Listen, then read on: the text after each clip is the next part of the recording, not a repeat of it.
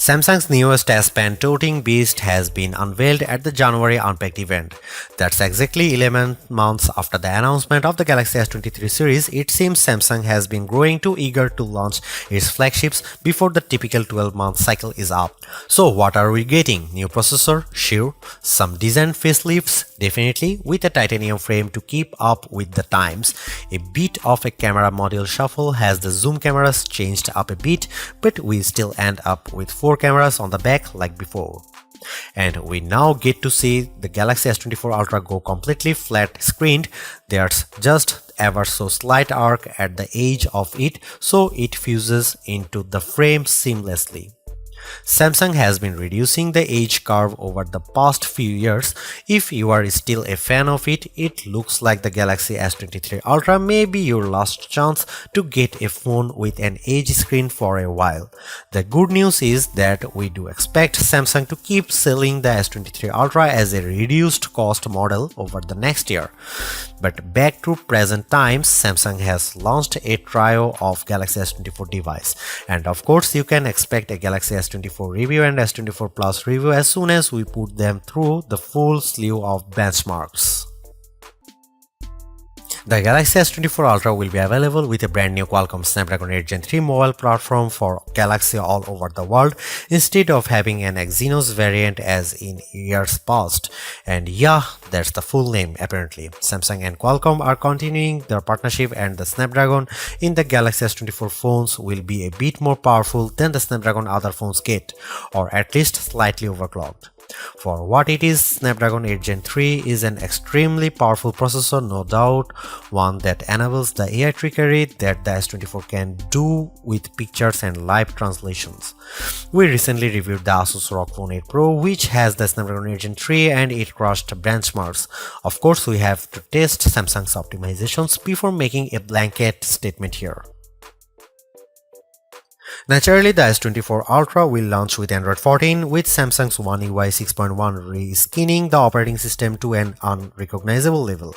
Not to say that's bad, One UI has grown and evolved over the years to not only be feature-packed but also user-friendly. So long as the user does spend time with the phone, there are quite a lot of things to do with it, like split-screen screens, which you can save and recall at any time, floating your windows, taking long screenshots, or nothing on your screenshots with the S Pen. Ah yes, the S Pen suite comes with even more features like controlling the phone with air gesture from the stylus, using it as a mouse cursor when hovering, and of course writing and drawing.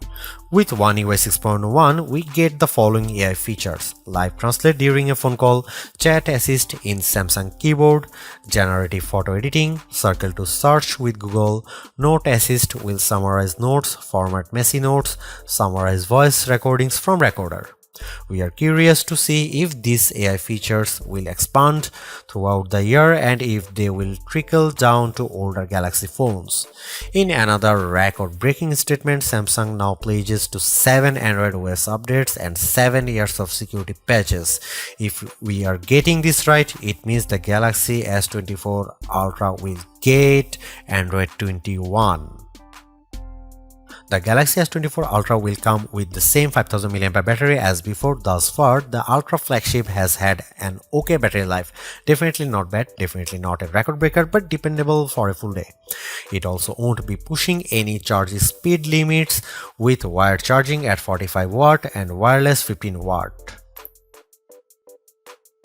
Samsung's stereo speakers have been quite good thus far, maybe a bit MIDI and a bit harsher sound at max volume. The Z Fold phones have been sounding great, which showed that the Ultra flagships still have a bit of work to do there, but special constraints probably play a role.